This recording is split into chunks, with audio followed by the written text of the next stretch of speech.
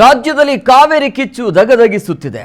ಮಳೆ ಕೊರತೆಯ ನಡುವೆ ತಮಿಳುನಾಡಿಗೆ 15 ದಿನ 3500 ಕ್ಯೂಸೆಕ್ ನೀರು ಹರಿಸುವಂತೆ ಸಿಡಬ್ಲ್ಯೂಎಂಎ ಕರ್ನಾಟಕಕ್ಕೆ ಆದೇಶ ಕೊಟ್ಟಿದೆ.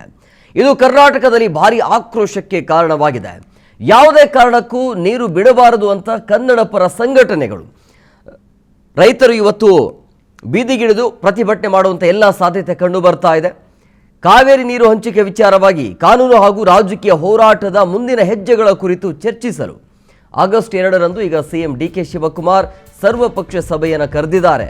ಅಲ್ಲಿ ಏನೆಲ್ಲ ಚರ್ಚೆ ಆಗುತ್ತೆ ಅನ್ನುವಂಥ ಕುತೂಹಲ ಇದೆ.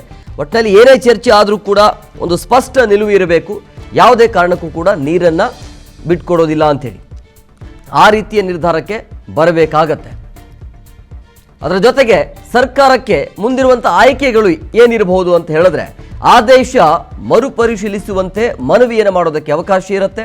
ಅದರ ಜೊತೆಗೆ ಸುಪ್ರೀಂ ಕೋರ್ಟ್ಗೆ ಮೇಲ್ಮನವಿ ಸಲ್ಲಿಸಬಹುದು ಕಾನೂನಿನ ರೀತಿ ಹೋರಾಟ ಮಾಡೋದಕ್ಕೆ. ಇನ್ನು ರೈತರ ಪರ ನಿಂತು ಹೋರಾಟಕ್ಕೆ ಸಹಮತ ಕೊಡಬಹುದು. ರೈತರ ಮನವೊಲಿಸಿ ಸಿಡಬ್ಲ್ಯೂಎಂಎ ಆಜ್ಞೆ ಪಾಲಿಸೋದು ಅದು ಒಂದು ಕೂಡ ಚಾನ್ಸ್ ಇದೆ. ಇನ್ನು ತಮಿಳುನಾಡಿಗೆ ನೀರಿನ ವಾಸ್ತವ ಸ್ಥಿತಿ ಮನವರಿಕೆ ಮಾಡಬೇಕಾಗತ್ತೆ.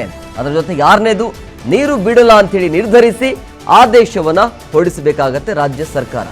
ಸಿಡಬ್ಲ್ಯೂಎಂಎ ಇರಲಿ, ಸಿಡಬ್ಲ್ಯೂಆರ್ಸಿ ಇರಲಿ, ಏನೇ ಇರಲಿ, ನಾವು ಯಾವುದೇ ಕಾರಣಕ್ಕೂ ಕೂಡ ನೀರು ಬಿಡೋದಿಲ್ಲ ಅಂಥೇಳಿ ಈ ರೀತಿ ಆದೇಶವನ್ನು ಸರ್ಕಾರನೇ ಹೊರಡಿಸಬೇಕಾಗತ್ತೆ.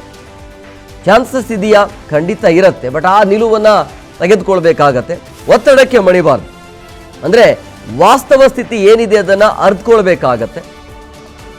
ತಮಿಳುನಾಡಿಗೇನು ಅವರಿಗೆ ಇಲ್ಲಿ ಏನೇ ಸಮಸ್ಯೆ ಇದ್ರೂ ಕೂಡ ಅವ್ರದ್ದೇನು ನಮ್ಮ ಪಾಲಿಗೆ ನಮಗೆ ಬರಲೇಬೇಕು ಅನ್ನೋಂಥ ಅವರ ವಾದ, ಅವ್ರದ್ದು ಪ್ರಶ್ನೆ ಬರೋದಿಲ್ಲ ಇಲ್ಲಿ.